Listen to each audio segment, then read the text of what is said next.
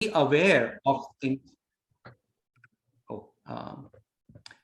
Oh, so how you want to be aware of even the lethargy or the inactivity, and you don't want to force. So one of the words he uses is laya. Laya means just the rhythmic something, Now, while it helps you, it might also put you into a comatose state mentally. But then now something happens, an object that is seeking attention kind of wanders in that space, and now you're distracted. So that distraction, how can you avoid that? Is, we talked about this, right? That everything has a name and form, but then it also has these other existence, awareness type of features. And we don't want to focus on name and form, right? So to avoid getting pulled into the distraction. But if we do that, we focus on name and form, what happens? Our mind is going to start judging that, right? So now you're going to either like it and you're going to get attracted towards it because it is going to give you some pleasure, or you're going to run away from it, right? You're going to be fearful. And both will lead to suffering. We discussed about that. Pleasure, because it is going to be a short-lived pleasure, it is going to lead to that want, because it's going to be gone. And that same thing is not going to give you the pleasure the 10th time around, for example. And you're going to get what you deserve, right? Senses get the objects they desire, right? Your senses are driving you, basically. So you have no control over your body. You're just running with whatever gives you pleasure, or you're running away from something.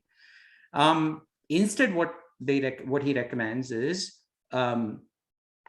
you should try to find joy, peace in seeing the pain in pleasures. So the fact that you have seen that should give you enough joy for your mind to kind of calm itself down, because that's what it is seeking. It's seeking the idea of joy.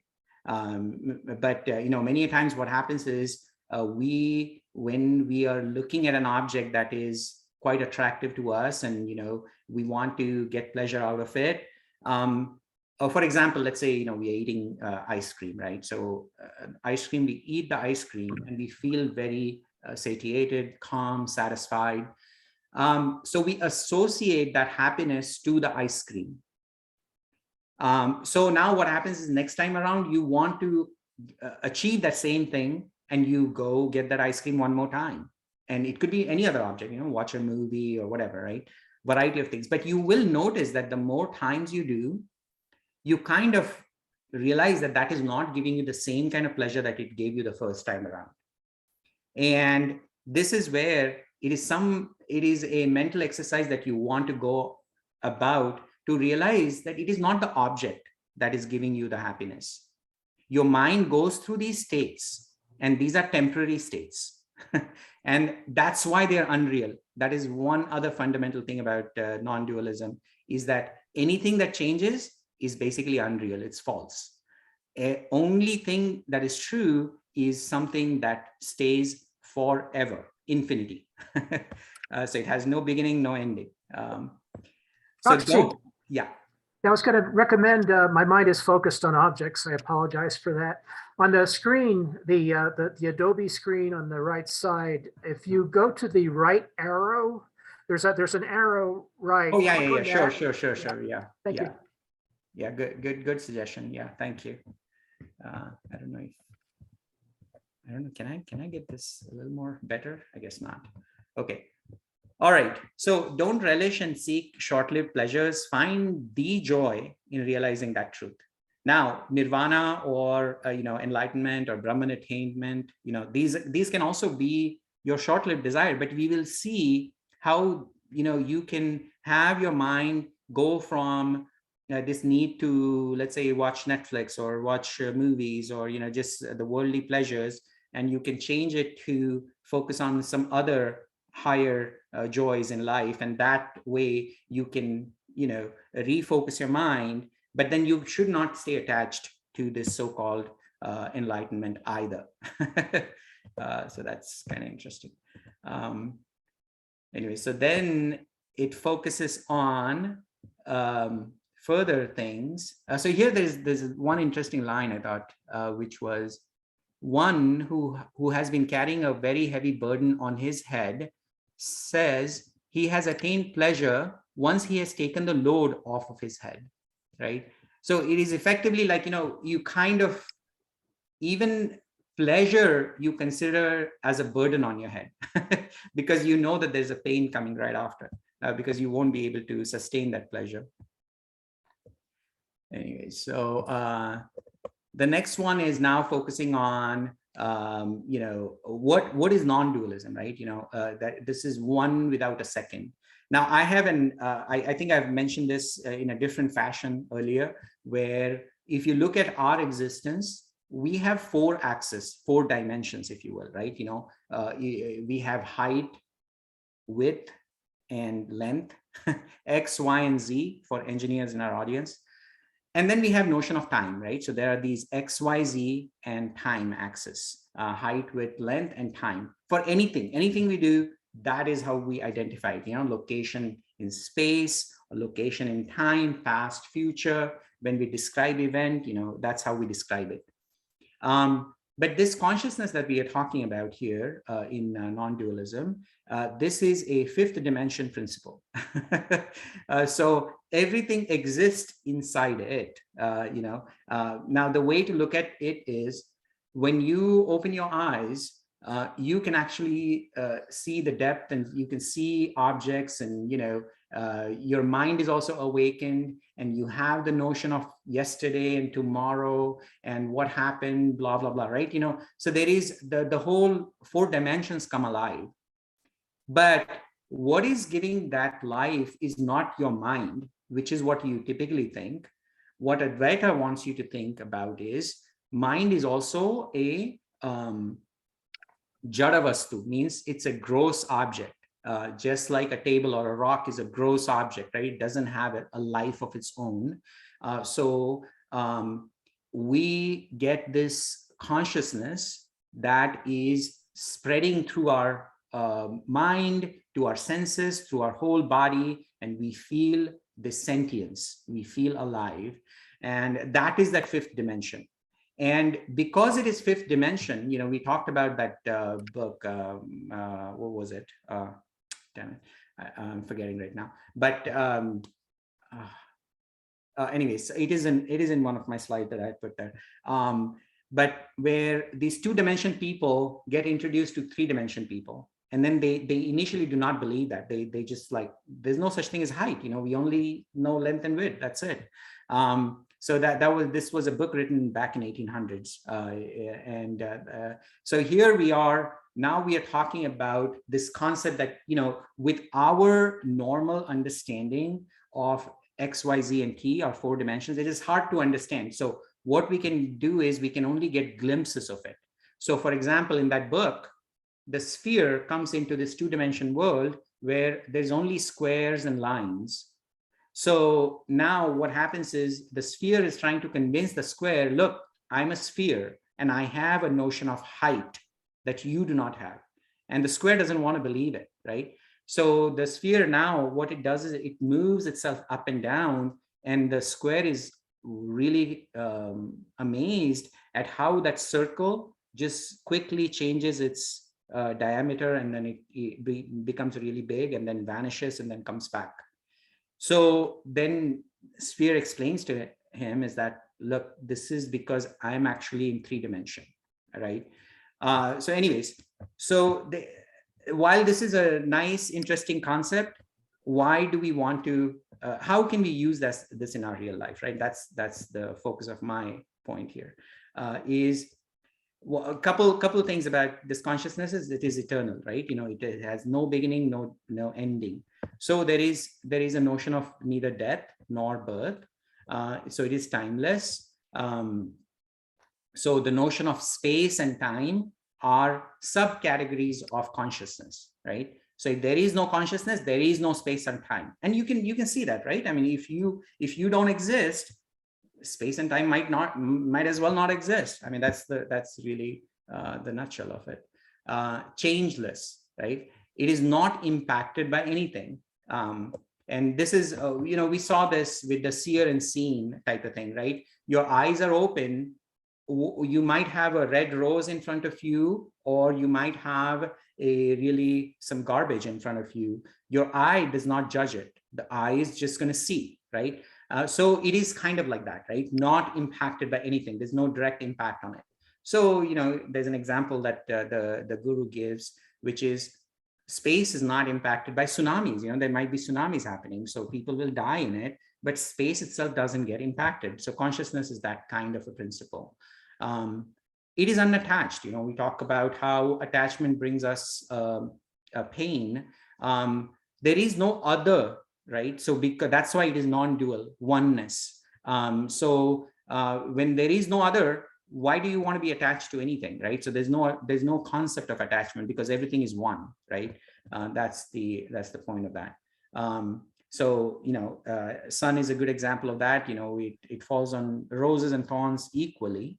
One without a second. Actually, a better example of that would be the unattachment would be our two arms, right? Our left arm and right arm. I mean, they are not gonna, like, our body is not gonna say, hey, I like my right arm better than my left arm. No, we never say that, right? I mean, it's just there. So that's the point of that. And it is one without a second. Remember we talked about I's and U's, but this I is sort of the consciousness is traveling from me for me to notice your existence, or for me to notice there is some written words on the screen. It is my consciousness that is letting it borrow some consciousness, right? And that is happening with all of us. So basically, we all are I's. There is no such thing as you. So only I pervades through all the U's. There is no other, right? And there's no sense of lackingness, right? So it is complete in itself. And if you look at all these marked items, neither death nor birth, not impacted by anything, no other to be attached to, only I pervades through all the U's, no feeling of lackingness. This is something that we can at least aspire towards, right? We can at least consider that as a possibility for us to lead better lives. That's it. Nothing is excluded, everything is included, right? That's the completeness that we're talking about. So consciousness is the only reality. Body, mind, the world is unreal. It's fleeting. I don't know which philosopher said this, but it kind of is very close to what Vedanta is trying to say with the name and the forms, right? The world ends when the language ends. Is like some Western philosopher who has said that. So you can only express something, and that is what you define the world, right? Because that's what you can see and talk about, and that's your world. If your language does not allow you to talk about an object, that object might as well not exist, right? Because it doesn't mean anything for you. So the nutshell of this for me is let things happen around me, right? I will stay steady. That's how I read that. So we can keep going or take a break here if anybody wants to talk or express their opinions, or should we keep going? Pin, 2 raised hands, I guess. I can't see the raised hands. Yeah. Yeah, I have a hand up, and also Hugh has a hand up. I have a quick question. So the first verse of chapter 2 says,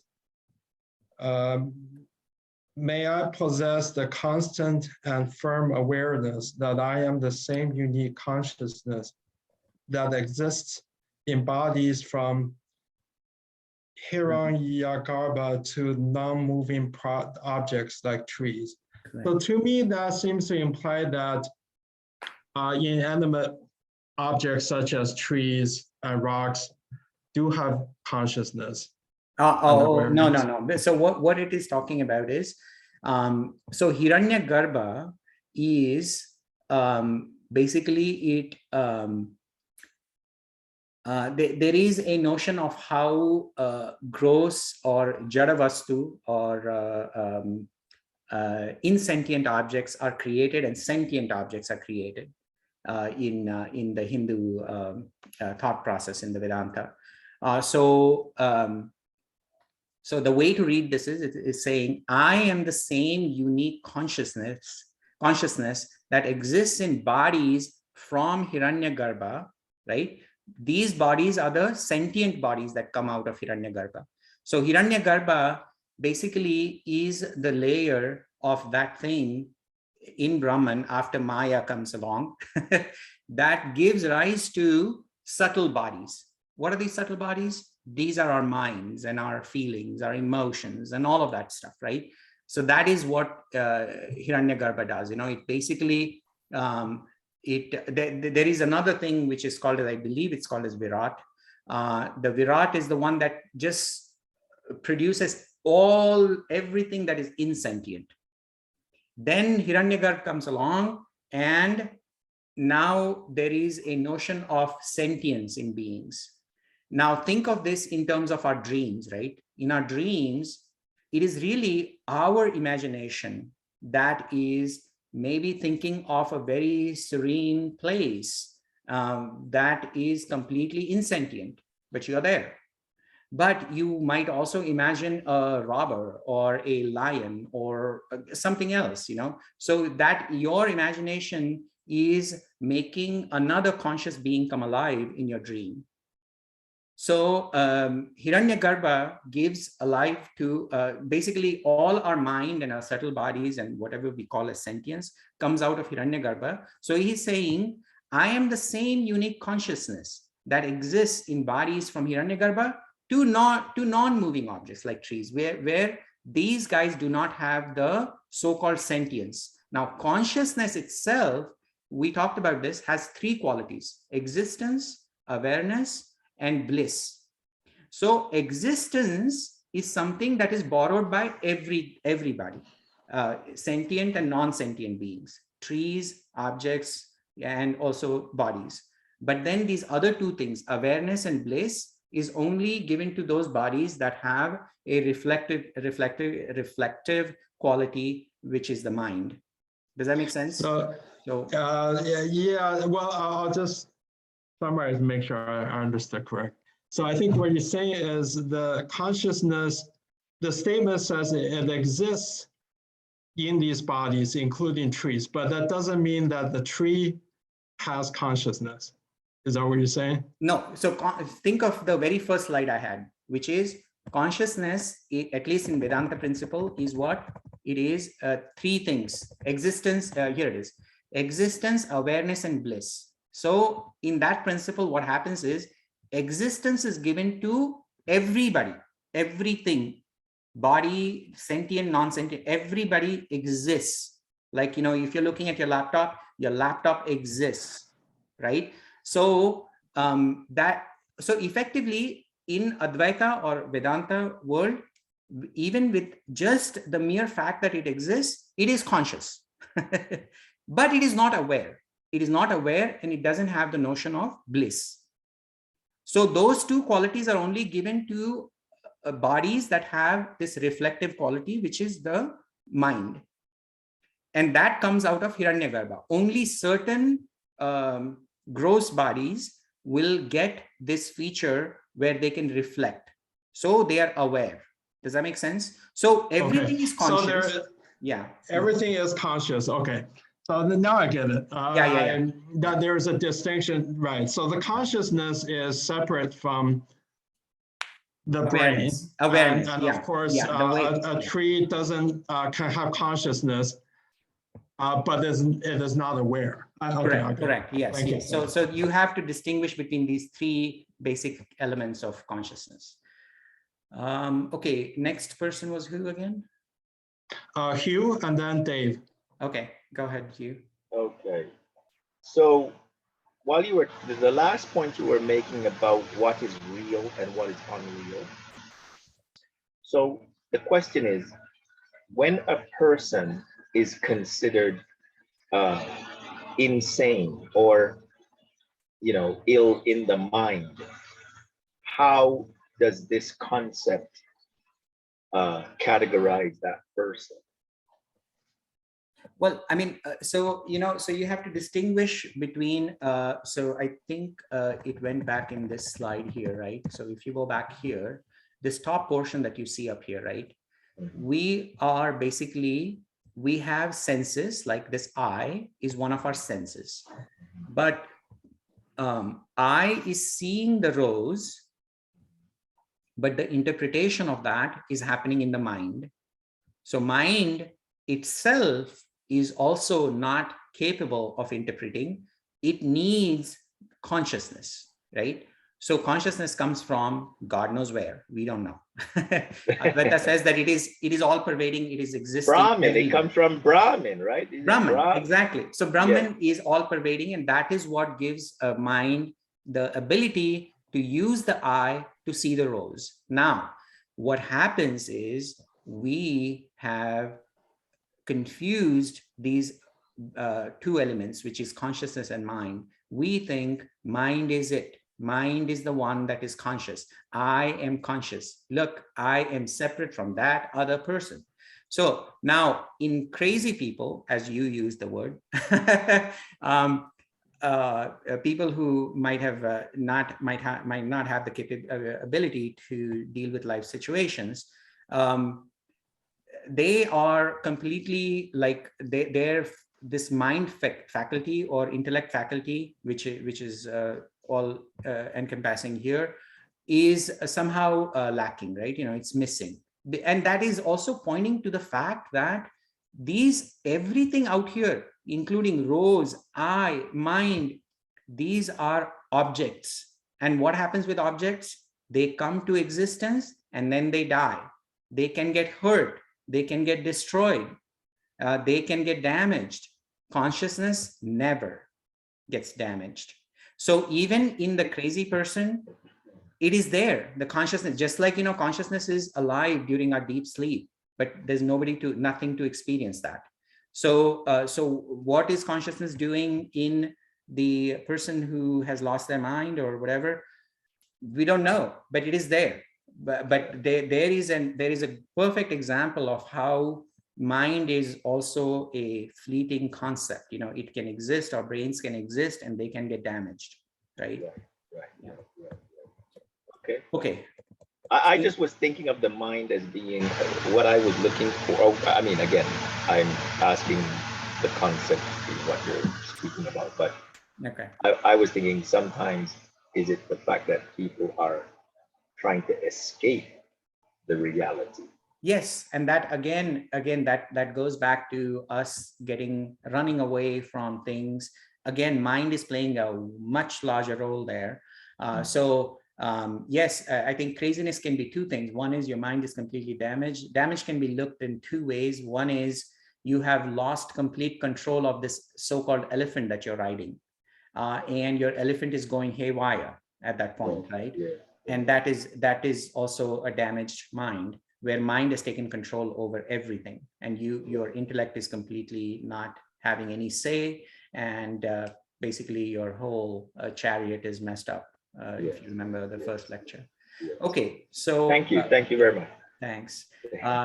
Who else? Dave? Yeah, and then Anne. Okay.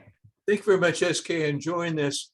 It seems to me everything depends on sight of your explanation of consciousness, that theoretically I'm measuring everything spatially, as you say, length, width, height, and depth to us engineers. And over time, we see things change and we understand that. But I think there's subtleties.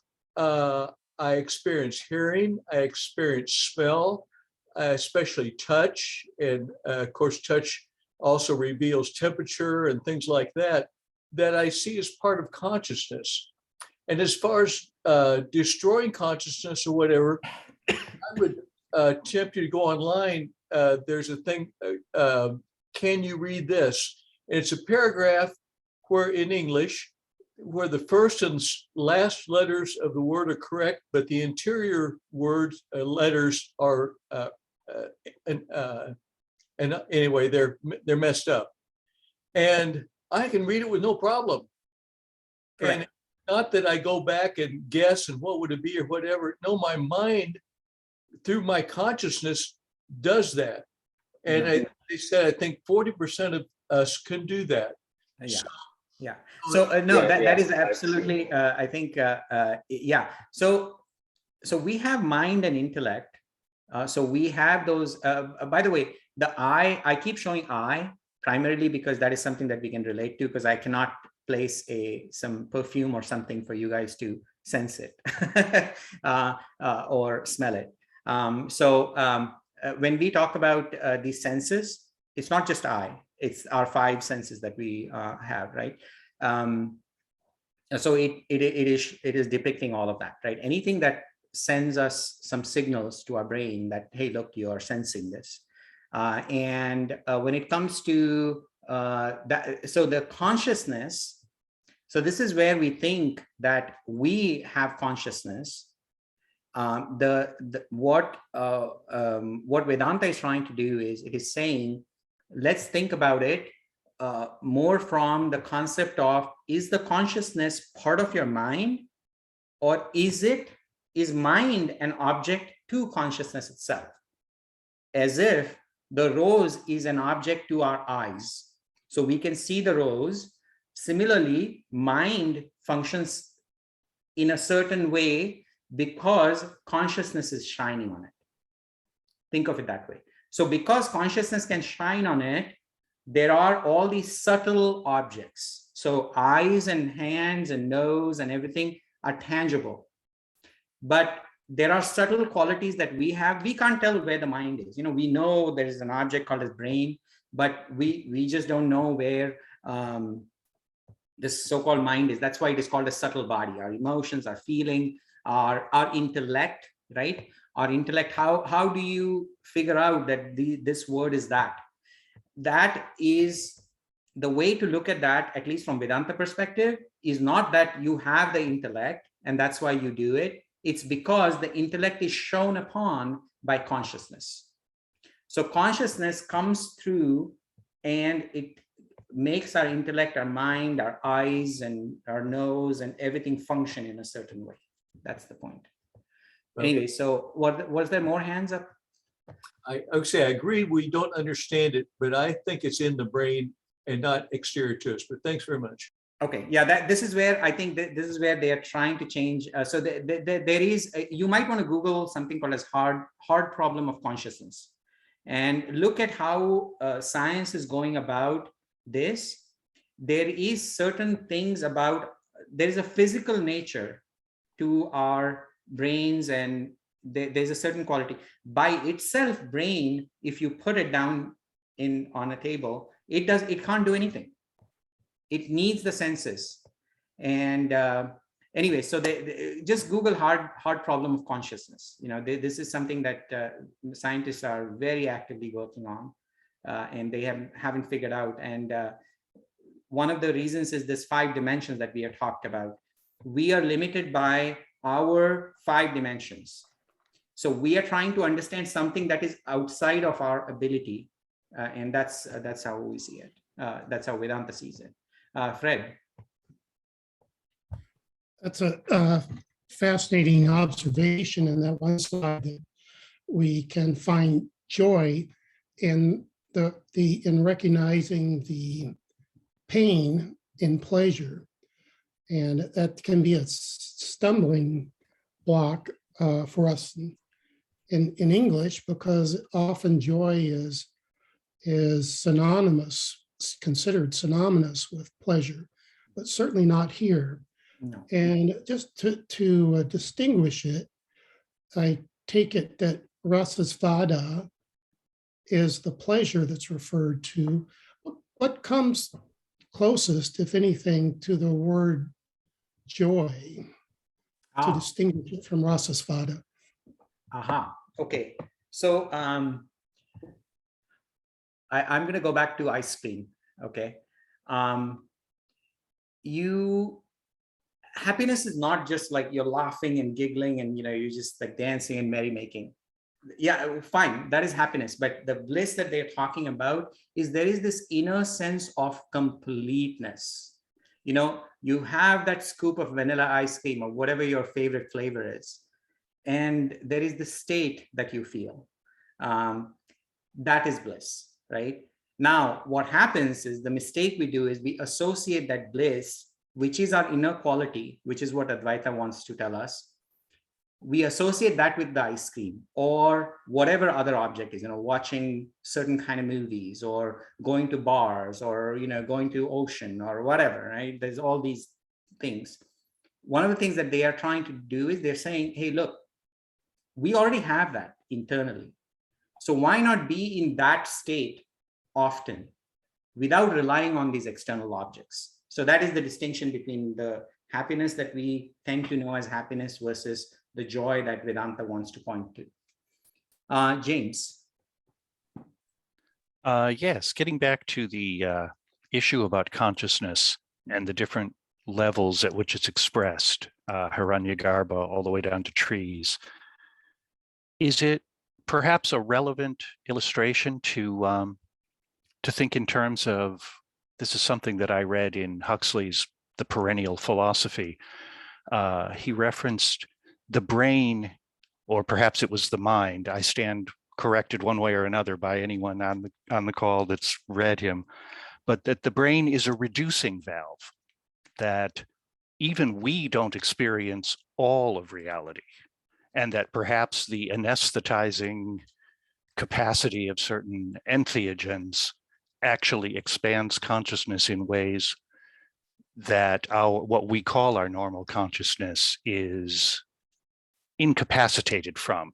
Think of it in terms of having a black and white television and getting programs over the air. They are in color, but you are seeing it in black and white. Is that a tolerably good illustration? Well, I think I think you got it. A Perennial Philosophy, by the way, Huxley wrote as his insight into, believe it or not, Advaita Vedanta, this non-dualism, because he was heavily into, in fact, he was here in Southern California at the Advaita Center, and he was parked there. And he then, Perennial Philosophy just does a marvelous job of explaining Advaita to Western countries, right?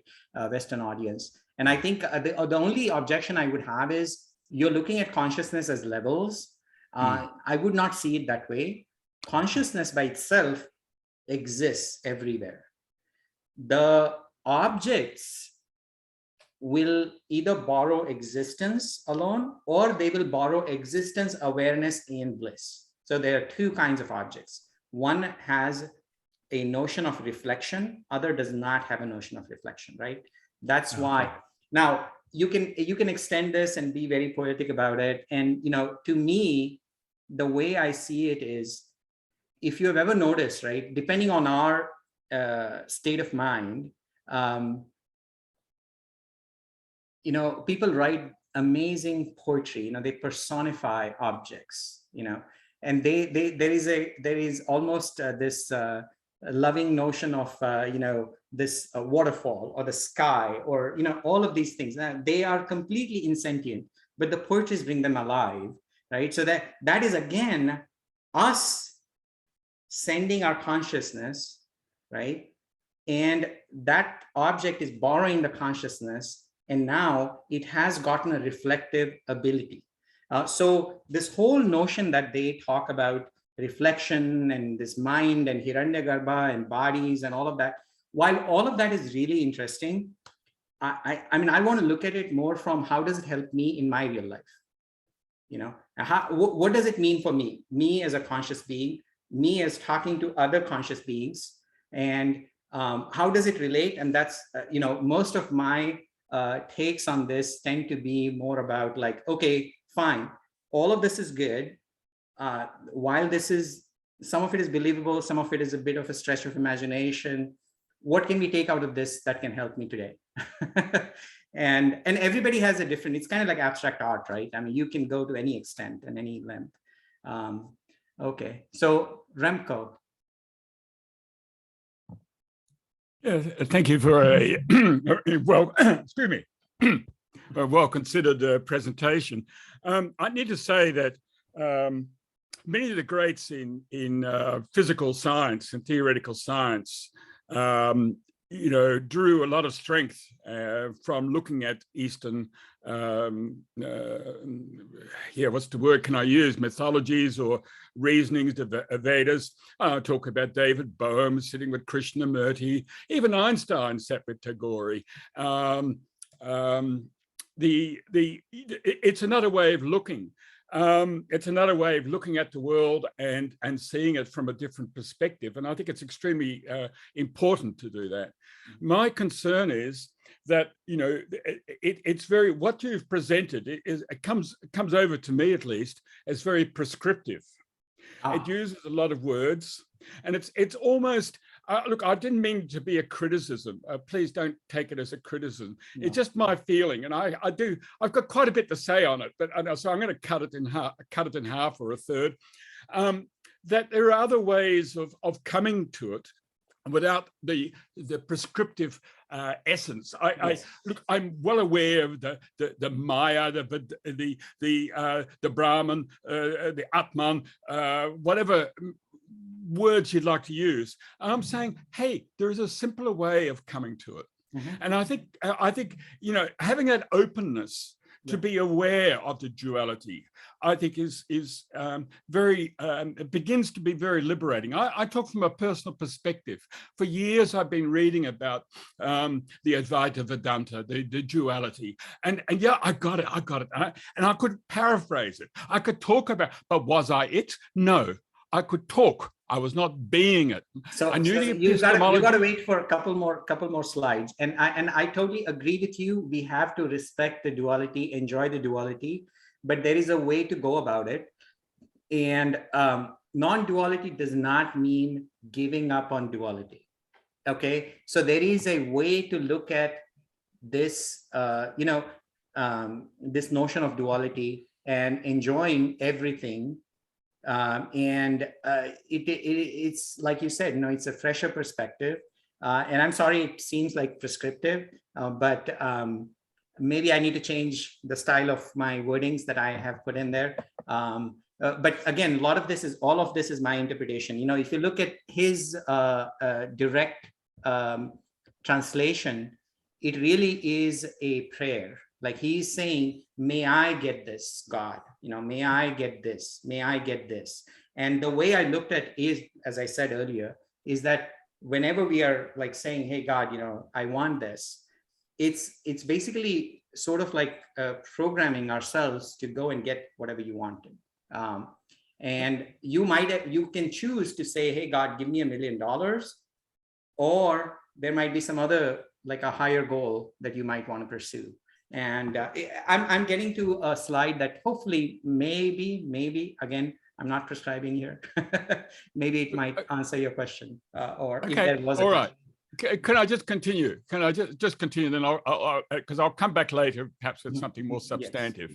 Yes. But you know what I'm trying to say is this: you can know the epistemology, you can know all the things, and this is repeating myself. I'm sorry, but I speak from personal experience.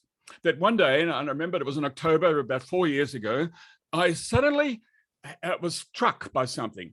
And I was reading Nisargadatta Maharaj. I don't know whether you've heard of him. Nisargadatta. He's very popular in India. Nisargadatta Maharaj, and he said there was no such thing as happiness because it is my natural state. And I had a week or two earlier, I had watched a TED talk by a psychologist who got a standing ovation. And this is quite important. I feel this. Sorry to continue, but she got a standing ovation for making a presentation. She was a doctor in psychology on happiness. And she said, me and my team had discovered 21 forms of happiness. And there is a Nisargadatta Maharaj saying there's no such thing as happiness. Well, you know, I don't know what it was that October. I had a meltdown that day. I had this amazing feeling like my brain was being reprogrammed. It was like I don't know what it was. Yes. And it suddenly dawned on me how just trapped we are. I say we in the West with a dualistic mindset.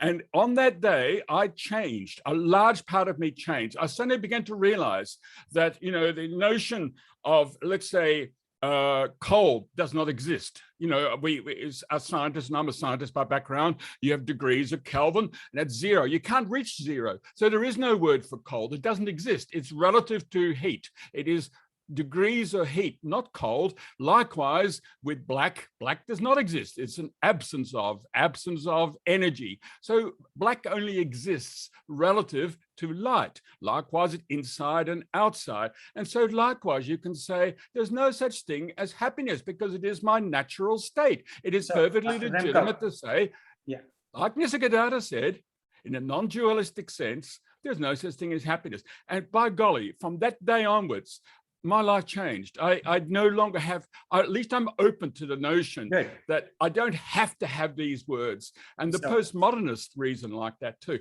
Anyway, look, I've spoken. Yeah. So no, this is really awesome. And I'm literally on my third slide. So I have no goal to finish these slides.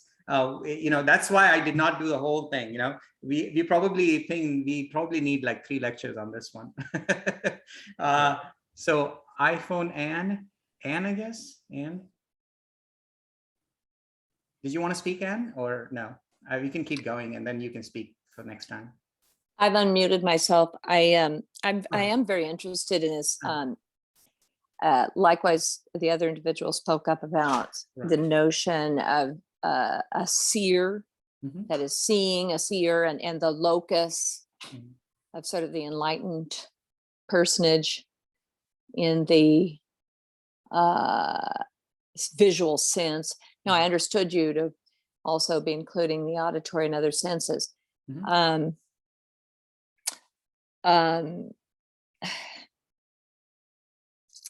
I don't quite know what my question is, quite frankly. Actually, and yes. why don't you just wait, and I will call upon you the first next time, okay? First? Oh, that's fine. Fine. Yeah, okay. Fine. So take a pause. We keep going here, and then I'll call upon you, okay? Thank you. All right. Yeah. All right. So thank you, guys. So, I mean, yes, so there are all these radical ideas being presented here, but really I am boiling it down to how I can use it today. All right. So experiences, there are 3 levels of experiences that I am trying to point out here, and this is probably like the next 4th one, I believe.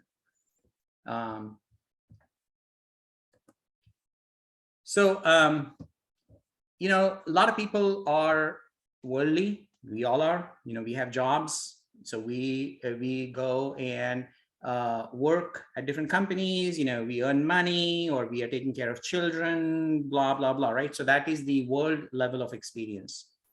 And then when we are done with that, we have some time, we go do body mind related thing where we are now focused on our perimeter, which is my skin, my body, my subtle body, my mind. And then we might go do yoga and, you know, anything that keeps me healthy.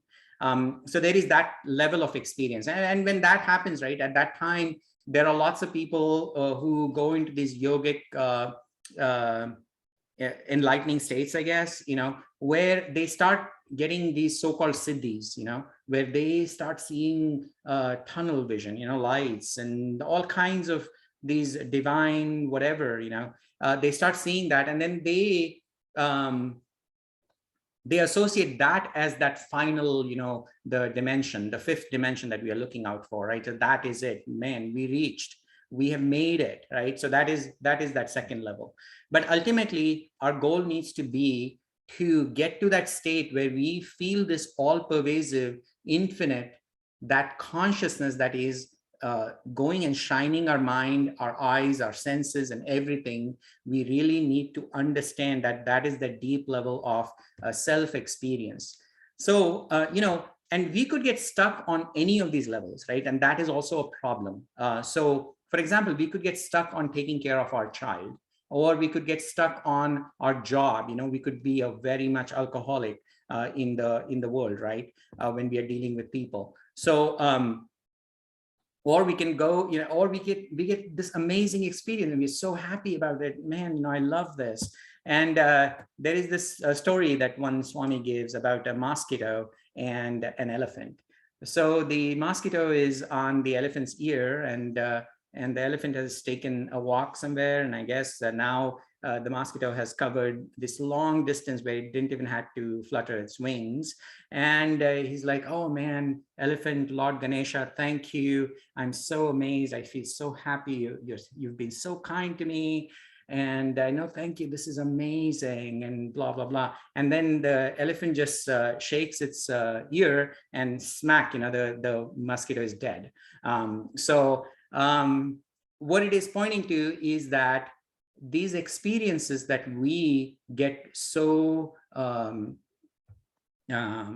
attracted towards or feel happy about, we should not give them so much importance. These are all illusion.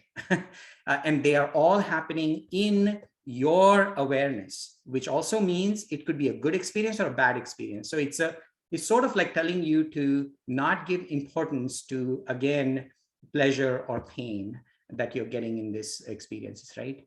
Now, one of the things that, which we have pointed to a few times here is that our mind thinks that it is conscious, right? Except it is not. And, it is conscious only because there is this notion of consciousness that it is borrowing from something else. And one of the things because it thinks it's the boss, it wants to go and experience the objects. It wants to go let the senses drive everything, right? What do senses want to do? Senses are dumber, right? So the dumbness kind of grows down and down and down. Eyes want to watch. The nose wants to smell. And the nose wants to not smell bad thing, only the good thing, that kind of stuff, right? So they can detect what is good and what is bad. So for a given experience, there is a subject, object, and the experience itself, right? The thing that gives us joy. But it is recommended that we recognize all these experiences are happening in this notion of awareness and consciousness, and you want to stay in that, right? That is the self-experience, where you are not giving so much importance to neither the subject, which is your senses, neither the object that is giving you the joy, nor the experience itself, right? But you just say, hey, look, I'm aware of this happening. My tongue is experiencing the ice cream, and boy, it is feeling good. But it is happening only because I'm conscious, right? I mean, otherwise, if I was not conscious, none of this matters. And in a similar way, we might come to a point where we say, hey, look, man, my ego got in the way, or I got super angry, and I, man, you beat yourself, right? It's like, oh man, I'm a horrible person, blah, blah, blah. So that also is an illusion, is what it is pointing to. It's like, don't give so much importance, and don't let that cause an impression on your mind. Let go, that even that notion of ego that you think is bad, or anger that you think is bad, is illusion. And with illusions or a mirage, what can you do? You can't do anything. They just exist. And so you cannot really go after them, chase them away, which can cause its own frustration. Consciousness is free of any kind of categorizations, right? So what are the different kinds of categorizations? There is a notion of God, which is separate from us. There is a notion of world, which is bearing down on us, right? It becomes a burden for us, or we have happiness out of it. And then there is a notion of I, and I might have an internal chatter with myself. So there is that categorization, right? There is me, who is good, me, who is so-called bad. And then within world, there is you and me, right? So there's a distinction. So there are these 5 levels of distinction, right? The distinction between God and world and God and I, right? Here there's a really interesting example that one Swami gives, or actually she's a Swamini. So I heard her. And she says, the object of the so-called God, right? In India, in Hindu mythology, there is, or at least in Hindu religion, you have a piece of rock, and you pray to that rock. So you start the, you put the God on the pedestal, and then you pray, and you go through all the ceremonies that are required for you to do. And then you actually, there is a notion of destroying the God. So you give it life, and then there's a ceremony called as Visarjan.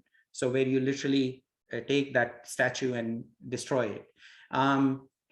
That itself, I mean, the way this person explained was kind of mind-blowing to me. It is, that piece of rock has a notion of God because you give that notion to it. It's kind of, you are letting it borrow your idea of God, and you're helping this person, this conscious being, get through some life's whatever, and then, it's called as prana pratishtha.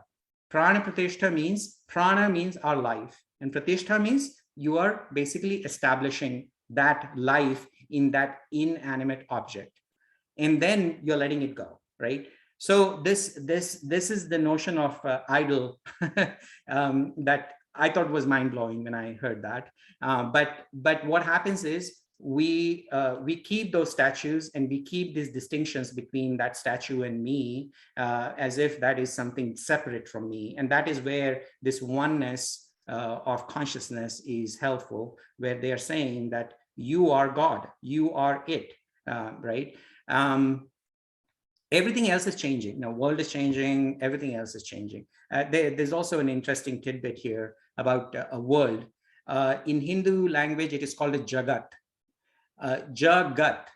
Gat has a meaning in Sanskrit. It means moving.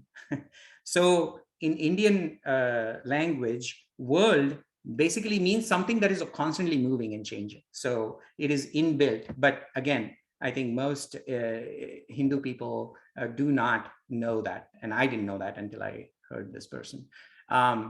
So what Brahman, the notion of Brahman, or the notion of consciousness, is doing is, it is literally erasing these distinctions, right? So it is saying, you are that does not have any notion of categorizations or distinctions, right? So yeah, I mean, we see all these different things. These are all externalities. So,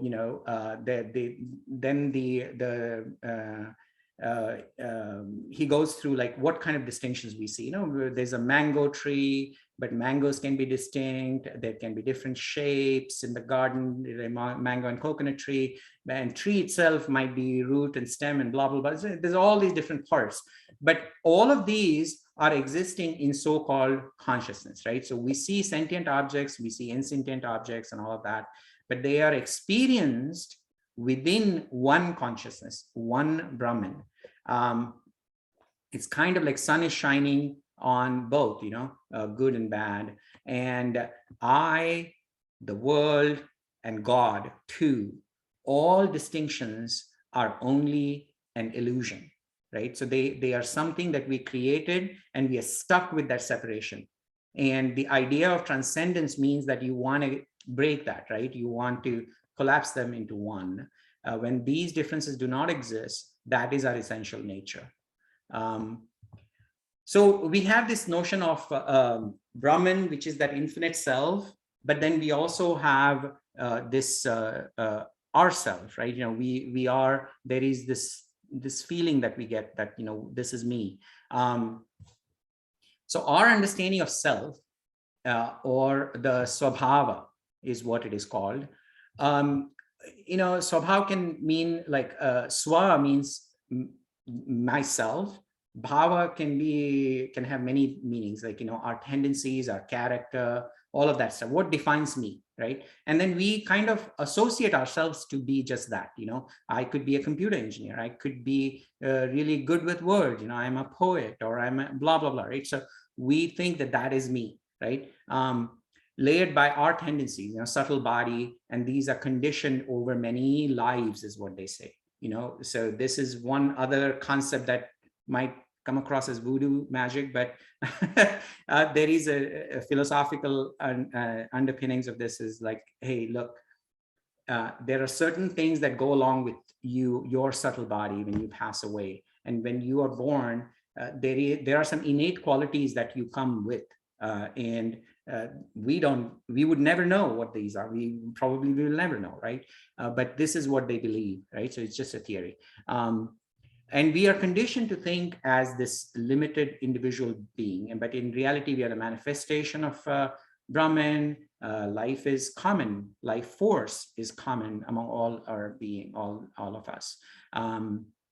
This limitedness is illusion, and this identification is the supreme yoga. Yoga is not just the contortions of your body, right? Ultimately, you want to work on your mind. Once you are done with your body, the whole idea of getting your body healthy is you want to get your mind healthy. I mean, that's what Vedanta wants to tell us. So what is our real nature? The inner self, which this is called a swarup, means my inner form. Roop means form or a shape. And what is my real shape? What is my real form? I'm eternally pure. The impurity is what something is not, right? For example, right, if a hair is, this is a kind of an example that one of the Swami gives, is the hair is on my body and I'm eating food. And let's say by mistake, the hair from my body just falls in that piece of food that I'm eating. And somebody who sees that, or even me, myself, when I see that, I'm like, oh my God, that's gross. I want to remove that. Now it has been sitting on my head the whole time. So when it is attached to me, it feels pure. So one of the things they say is you want to extend that notion of your body to be this infinite world, so that, you don't feel disgusted or something separate, right? So there's no such thing as impurity. Anything relative in the absolute, like absolute is this Brahman, this me, right? Something that is different from me can feel as impurity, and there is no such thing, right? That's why we are always free. We are free, so there is, we are not, space is not bounded by the content in it, right? So whatever we think is me, this body, we want to think beyond that, right? So that is what this is pointing to. And that's why do we feel limited is because of this mind holding on to certain things, like, hey, this is my thing, or here's where what is, and we feel attached to it, and all of that stuff. We don't understand that something that exists might come and go, and when that happens, we feel happy, sad, blah blah blah, right? So that is that bondage, and that is the real, like, enslavement, if you will, right? But we are not that, and we are one without a second, right? Again, non-dualism. Everything is equal. No enemies, no friends, right? So again, I'm capturing notes as I'm listening and reading this stuff. And, again, I'm sorry if these seem prescriptive. I don't know how else to present it. And you're free to express your notion on how you read that particular verse. This is me expressing it. So let's see. Let's just finish this a little bit, and then I'll open the floor. Yeah, one other quality of inner self is it does not get impacted by changes in the mind, right? It is, we notice that it is free of categorizations, supports all the changes in mind. Your mind can be upset. It's kind of like, the things are happening, you observe it, and then you act upon it if you can act upon things. It's not like it's saying you should not act upon it. It's just that when we get too sad or angry or fearful, that is the thing, how you can deal with it is what this is trying to help us with. Seer is indifferent to seen. Again, our eyes, when they're looking at a rose or a thorn bush, it's just an observation, right? You're aware that, one is rose and the other is a thorn bush, right? So when conducting in the world, stay as witness to avoid disturbing oneself. This theme is going to be even more stronger as we go through the slides here, which is anything that is disturbing your mind, stop, don't let it disturb your mind, right? So what can you do? While that, you can still deal with the problem, but without disturbing yourself, right? So let the good, bad thoughts come in mind. Don't worry, don't complain. This is what the Swami says. Observe the world, stay undisturbed. Don't call anyone good or bad, right? A couple other things it says is, we should never justify our getting ever angry. And this is the part I struggle with it all the time. And nowadays, because I have been studying all of this stuff, I kind of almost watch myself in third person when that happens. And it is keeping me in check. So anything that happens, you didn't get that promotion, or you didn't get that money, the market is crashing, or politically some turmoil is happening. Yes, it is happening. You deal with it if you can deal with it, but don't let it stress yourself. Many times it is, if you notice, there might be lots of problems in our house or with my body or everything, but we want to distract ourselves and we try to focus on things that we cannot control, and they can be completely remote to us, but then we get completely sucked into it, and we try to fix something that we can't possibly fix. Let the whole world be on fire. Our peace of mind should not be compromised. That doesn't mean you don't help stopping the fire, but it's just pointing to let that not impact your mind. And this is where I'm bringing Nisargadatta's line, which he says, all people who came to save the world have been shaved off. So if you think you are that final guy who's going to save the world, hey, look, Buddha couldn't do it. He tried to save as many people as he could. But, world is world. It is how it is. Human beings are going to be human beings. You can try your best, but ultimately the biggest try that you want to do is on yourself, and if you can fix yourself, maybe you can bring about some peace. And if everybody was to do the same thing, we might have a peaceful planet. That's really what it is pointing to. Okay, so let's see. Maybe we do questions here, or I don't know, should we keep going? All right, we'll just keep going for a little bit here for another 10 minutes. Entire world appears distinct due to illusion and ignorance. So one of the things that we say is, hey, look, the mind is in my body and the consciousness is in my mind. But what Vedanta wants us to think about is really completely differently. So mind is, our body, our senses, our eyes, our hands, our touch, and everything, who is really experiencing it? It's the mind. So mind is as if body is a sub-element or sub-component of mind. Now, mind itself, by itself, as we discussed earlier, brain by itself, if you keep it outside, can't do anything, or brain and eyes by themselves can't do anything. There is this notion of consciousness nobody knows, scientific community doesn't know where it comes from. They think it comes from some chemical reactions in the mind. They have yet to prove that, or in the brain, sorry. So these subtle concepts of mind and consciousness, nothing has been proven yet. So these are the things that, the way Vedanta wants to theorize this is, it says there is consciousness, mind is inside consciousness, and then body is inside the mind. So it's a slightly different reverse take on it. And it also wants us to think about these ideas, world is illusion. World is you, and world is Brahman. Everything is Brahman, yet everything is illusion. Now, these concepts, why does it want us to think about it like that, right? So worldly objects, they are, everything is a cause and effect, right? It's subject object, so our senses, because we have an eye, does that object exist to my senses, right? So I can actually see these letters on the monitor here because I have an eye.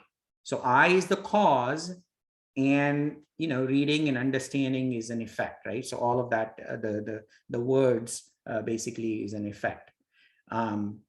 Effect cannot exist without the cause. So basically, if there were no senses, none of it exists. So when eyes are closed, everything just disappears, right? Objects, color, and form is vision, which is a subtle thing, but it is grossified. So it's sort of like looking at a very subtle conceptual item, but then now you are grossifying it. Basically, it is objectifying it. And that's what the color and form does for just this sense called as vision. So if there were no sense organs, nothing will exist, right? All objects ultimately exist in senses. Now, senses by themselves don't mean anything until those chemical reactions go to the brain and our mind interprets that. So all senses are in the mind, and then mind exists in the consciousness, because by itself, it doesn't really mean anything. So consciousness itself is manifesting as the world. So when we open our eyes, I'm seeing a blue trash can in front of me. I don't know what you guys are seeing, but that is your reality, right? And that is your world. So our senses are effectively making that world come alive to you. So that world comes alive and goes away. That's why it's an illusion. So, it's also called as, like, this whole play is kind of called as the game of Brahman, or God playing hide and seek. There's a variety of ways of expressing this. So throughout our day, there is this manifestation happening where consciousness expresses the mind as senses as objects. We just saw that earlier. And then there is also this thing where, we kind of pull back and we say, oh, wait, I can see that blue trash can because of my eyes, and my eyes can see because of my mind. Oh, wait, my mind is conscious, right? So there is this constant back and forth that is happening within you. No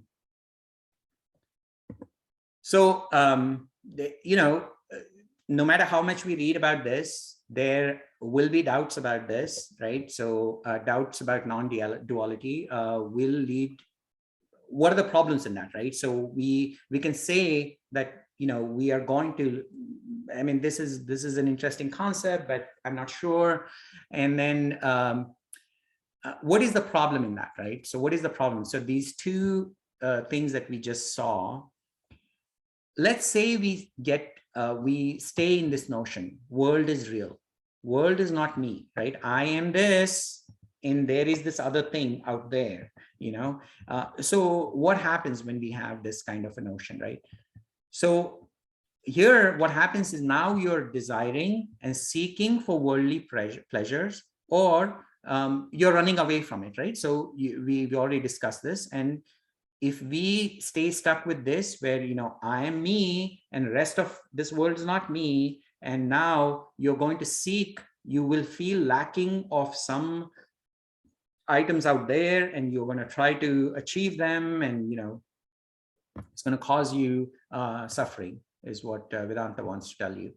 And then we are also removed and shut off from world, right? When we say, this is me, isolated me, and all these other things disturb me, or all these other things are nice for me, and we're kind of making ourselves very limited. Now there is this other perception, which is world is illusion, or the other way to look at it is world is Brahman. And these things, how does this help me, right? When there is something that is an illusion, right? Here they give an example of mirage. So you look at a mirage and you think that, oh boy, it's something interesting, and you want to go try to grab that, but you know that that's an illusion, and suddenly your desire doesn't stay as a desire because you know that it's illusion. So there's no attraction per se, right? You like it, no, it looks great, but you're not craving for it. And then everything is me, right? World is you, Brahman. So now suddenly what happens? The left hand, right hand is me. You and me we both are Brahman. So there is no desire for either, right? So it is already me. So here they talk about a story of Prince of Kashi, where there was this kid when he was very young. He was obviously the prince of this place called as Kashi. And he plays as a princess in some drama. And at that time, the mother, thinks he looks really cute and beautiful, and they call an artist and draw a picture of him as the princess, and that painting is available for people to see. And so now the prince is grown, and he's now in 18-year-old or 20 years old or whatever. And then he discovers this painting, and he says, hey, look, I want to marry this girl. I bet she is now older and all that stuff. And then they have to explain to him, look, this was you. This is your picture. And that is something, now suddenly that desire for that marriage is kind of gone off, right, for him. So that is basically what it is pointing to. So ultimately, how do you measure your, let's say you do adapt to this non-duality, right? One way to measure yourself is if there is any desire, then you are not going in the right direction. Anyways, so let's see.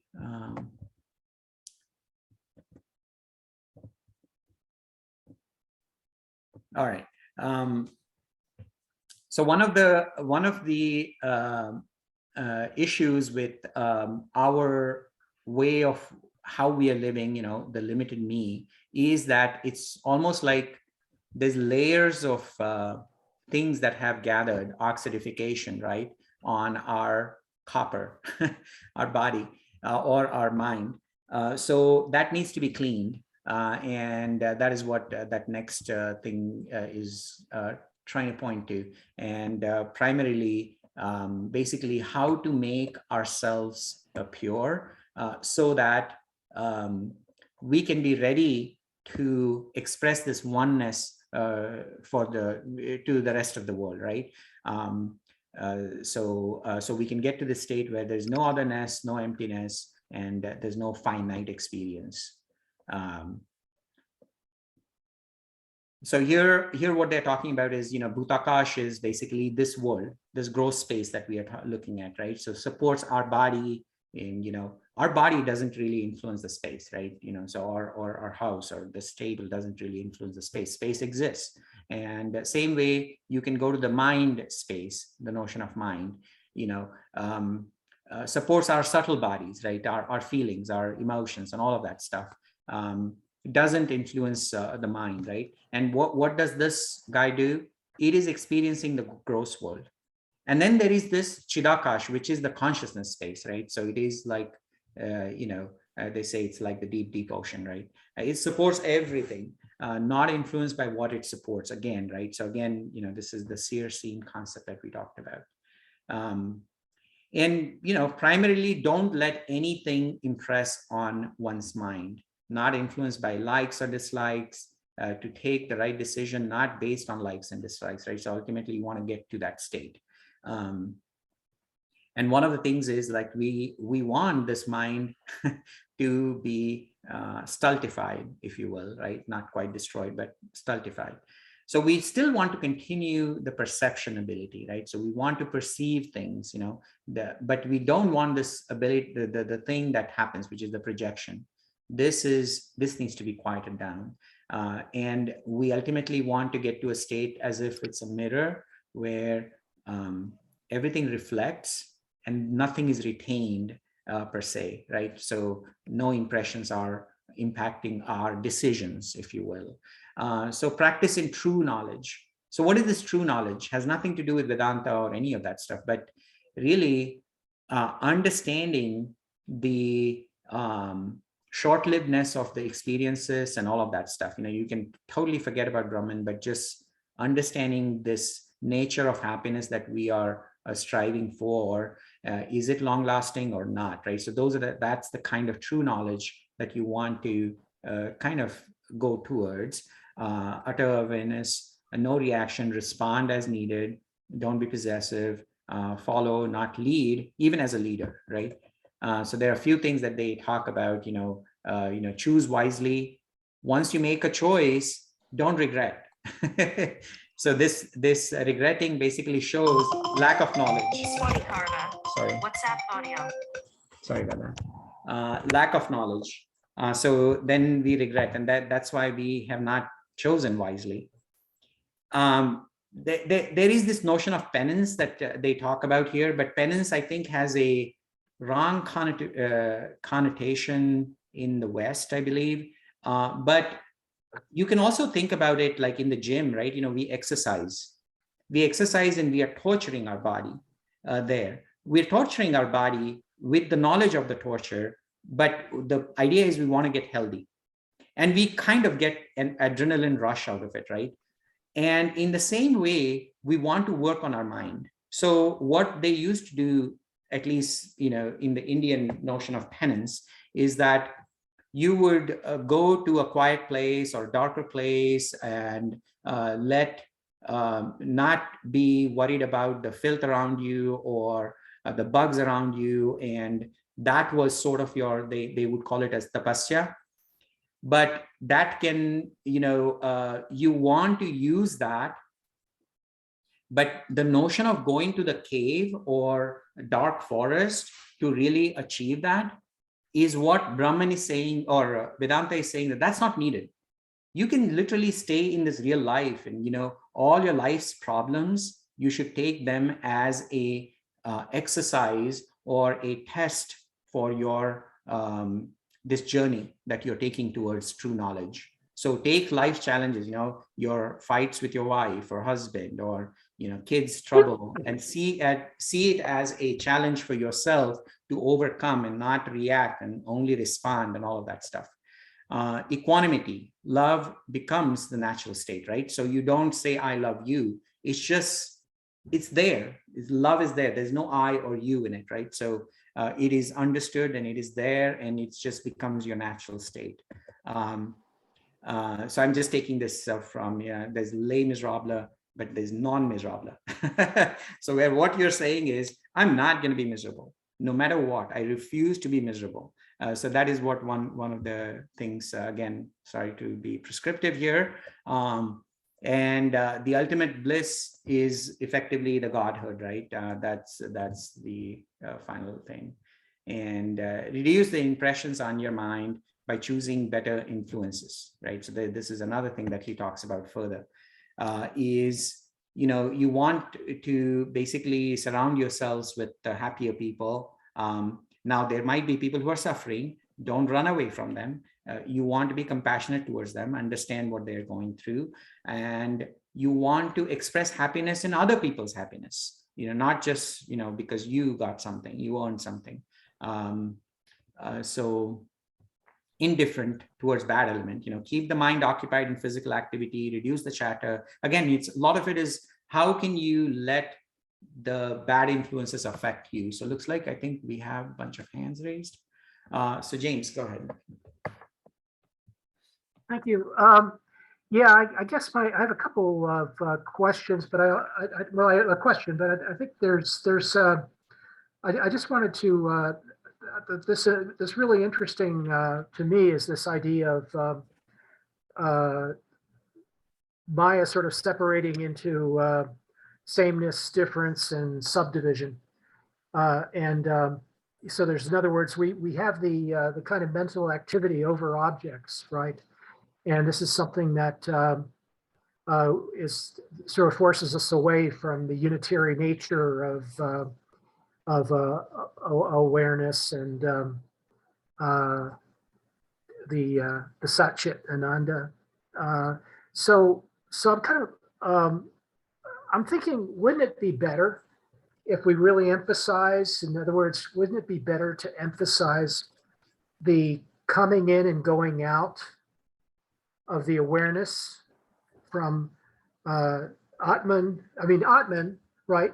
My conception, I think when I originally read the Upanishads when I was very young, my concept of Atman was, like you said, a coming in and going out. And wouldn't it be better to kind of emphasize that coming in and going out? Like we come in towards Brahman, but we go out into our world. And rather than disentitle, like a lot of the gurus do, rather than disentitle the world and all of its contents, in a sense, because of their separateness and difference and detail, kind of like forcing details upon us and unnecessary details, goodness and badness and so forth. Wouldn't it be better to sort of like come in and go out, kind of like a traveler through space and time? Right. Yeah. So absolutely. In fact, that is what eventually, the idea is that once you realize this Brahman, right, the idea is not for you to stay stuck with Brahman. You still want to, because it is, one of the things they say is that it is easy for somebody who lives as a monk to be peaceful and kind and good, because there is nobody to be peaceful with or be kind towards, because you're by yourself, right? The reality hits the fan only when you're dealing with people. So you want to transact, you want to come back to the world, you want to enjoy the world. But when you are doing that, you want to have this third person awareness looking at your interactions. And you want to go enjoy it, but really not be attached to that experience. Let go, right? You enjoy, let go, it's good. It happened, thank God, awesome, move on. Don't think that, if you capture the recipe for that, you can write it down and boy, you're going to get it again. No. Anyways, so that's my take on it. Yeah. Remco. Yeah, thank you. And thank you for taking all that time to introduce the can I call it Sanskrit or Hindi scriptures. Look, I think it's an extremely important topic, but and we're all on our own journey, and I guess we all have different receptivities. I have to basically repeat myself a little bit and say I have difficulty in coming sort of from a third-hand place, from a formulaic, almost reeking of some religiosity. And you're talking to a Western audience, and I'm wondering whether the idea of non-duality could not be introduced a little bit more towards it in our world. And I'm thinking, about the repeated use of the word consciousness, which is a very contentious word. I mean, if you listen or you read it, it talks of Dennett and Chalmers, the two forces out there discussing it. It's a really contentious word. I would prefer to use awareness. Also equally about what we're aware of and what we're not aware of. I think that was very well dealt with by Daniel Kahneman in his book, Thinking Fast and Slow.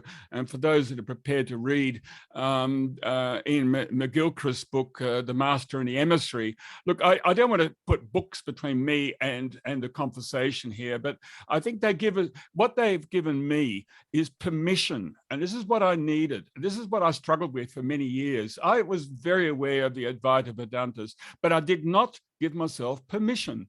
I was giving myself permission as a person with science, with a person of reason and rationality.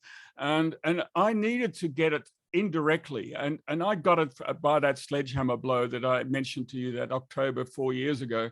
And I had my BIOS was reset that day. My BIOS, BIOS, you know, that what computers operate on. My BIOS was reset when I suddenly gave myself permission to say, there is no such thing as happiness because it is my natural can I state. just interrupt you one thing? I want to just like underline, I gave myself the permission. Yes. See that? Yes. You are already liberated. It's just that we put those bondages or bindings on ourselves because of our social conditioning to not think in a certain way. And that's why these words come about, like, I gave myself the permission. And you come, and you're right. We are all on our personal journey. And if this sounds religious, believe me, I am not a religious person myself. I am trying my best I feel like, you know, it has certainly made me calmer. Like you have had your epiphany when you heard Nisargadatta. I have gone through my life journeys, and, you know, not all Hindus follow this, by the way, right? This is very radical. This goes even beyond what Buddha did, and Buddha did amazing. Like he completely was a radical. Like he totally said Hinduism is BS. And then he created his own thing, which was an offshoot of this. And here, Advaita, you know, was a sort of like an essence of the whole Vedas. And what happened was the Hindu society stayed stuck with rituals. And that's why when the Swamini or the Lady Swami who explained, what is this piece of rock that you pray? How do you interpret that? So for the longest time, I ridiculed people who were praying to this piece of rock, right? Ganesha or whatever. But then when I understood this, like I was like, boy, you know, that has a complete different resonance with me now. Why does somebody take an insentient object, calls it a god, prays to it, and then, you know, one of the key things is don't stay stuck with that, you know, now move on. That God has helped you, get the God out of the way, move on with your journey to the next level. And so. Yeah, I think the trap in the vernacular conversation is to use these words, and by using those words, we're reifying them. And so you used the word happiness, which I've already said. I now say it's my natural state. I see somebody writing about empathy, compassion. These are not words. I mean, they are words. It's very hard to have a conversation in everyday life. But, you know, for me, say like love is my natural, love is all there is. It doesn't exist. You know, compassion and empathy, that is an absence of. And again, those words all disappear. You know, that is the beauty of true Advaita Vedanta, you know, to be able to say that. One story that I heard today was really interesting, which is, you know, in Indian language, when let's say I take something and I eat it, like I take an apple and I eat it half and I'll leave it down. And if somebody else was to pick that apple and put his mouth on it, in Indian language, they say it is jhuta hevo. Jhuta means it's already been eaten, but jhuta also means a lie. So anything that touches our tongue becomes a lie. So anything you utter or express, you are now limiting what it means. Even the word love limits love. Okay. Anyways, we got to move to the next person, Remco. Yeah, but so, what you're saying is neti, isn't it? You got it, man. All right. Pin, you want to speak, Pin? Yeah, I have a question. So trying to understand consciousness better. So when you have a living being, let's say a person or a ghost, so you exist and there is a consciousness. What happens when that living being dies? Because eventually the atoms of that body decays and becomes minerals in the earth and proteins in bacteria and other living things. Yeah. So what happens to that consciousness? Awesome. Good question. So think of it as this, right? This laptop that we all are staring at. Laptop is made of certain set of atoms that come together in a certain way to make things happen, right? The laptop is going to get destroyed, and this material is going to get recycled to maybe make another laptop or a piece of article, a chair, or God knows what, right? Hope it doesn't sit in some trash and do nothing, because that doesn't happen. So in this so-called wasteland, being poetic there, so, you know, things come and go. So again, another Swami was explaining this, is it's kind of like our creator, Brahma, right? He sits, and what he does is he takes, you know, back in the days, you know, we didn't have this periodic table of all the elements, right? So one of the things thousands of years ago, what Indian philosophers believed is we all are made of 5 elements, you know, earth, water, blah, blah, blah, something on the other, air, and some other things. So those are the 5 basic elements that constitute us. So what Brahma did was, Brahma, when he was creating individual beings, he would take these different elements and put it in a certain order, and boom, you know, it's done. And when it would put it out there, and if it did not blow on it, like that, that meant that that is an insentient object. But when it did this, it was a sentient object, right? So anyways, going back to your question as to what happens to us when we die, right? So all this physicalities of us, right? The externalities, the physical atoms and everything will get recycled into something else.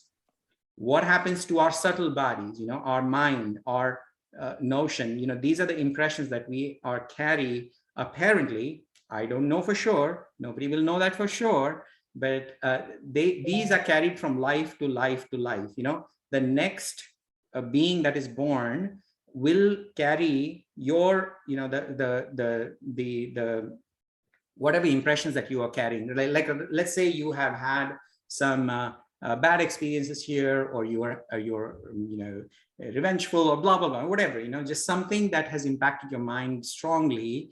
Then you will have another birth, and this is that karmic cycle of rebirth, right? So good karmas and bad karmas, you will have to pay for both of them. So one of the things about the state of nirvana basically means that there are no karmas. So there are no suffering. There's no running behind pleasure. There's no running behind pain. So you're not adding to any of these karmas. So means you are all done. Your balance is 0, and you're not coming back to life, which is a good thing, because life is a problem in Hindu philosophy. So what happens to consciousness? Consciousness is consciousness. Nothing happens to it. It stays. And you see this consciousness along with Maya, there's a play of hide and seek. So when it hides, means the universe is collapsed, everything is gone. That is the pralaya.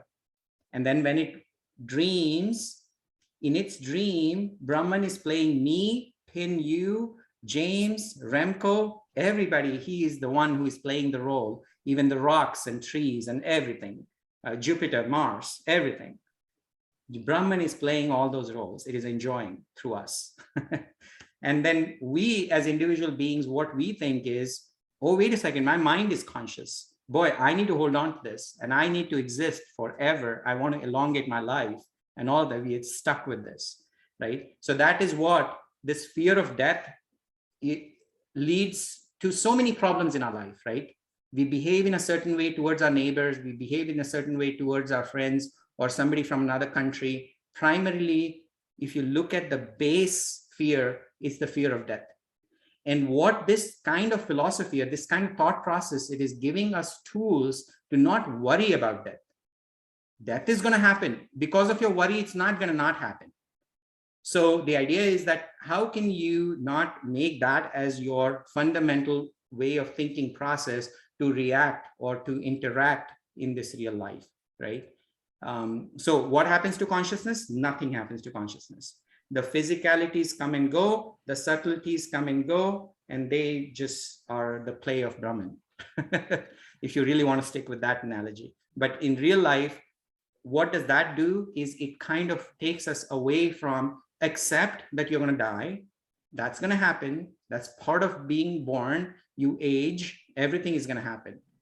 So running away from it is not going to not make it not happen, right? So that is how I take that. Yeah, thank you very much. I understand.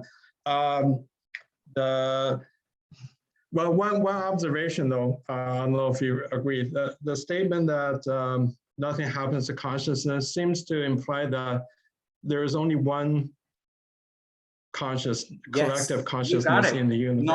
Non-dual. That's a pretty awesome conclusion of today's topic. One consciousness, one. There's only one in all of us. Thank you. I think SK, there is one consciousness which is right, which is the formulation, but it plays different roles in all of us. It acts differently in all of us in some ways, and that is the non-duality in some ways. It looks many, but it is one. And once you realize it's one, it doesn't look many. But if you don't realize it's one, it is many.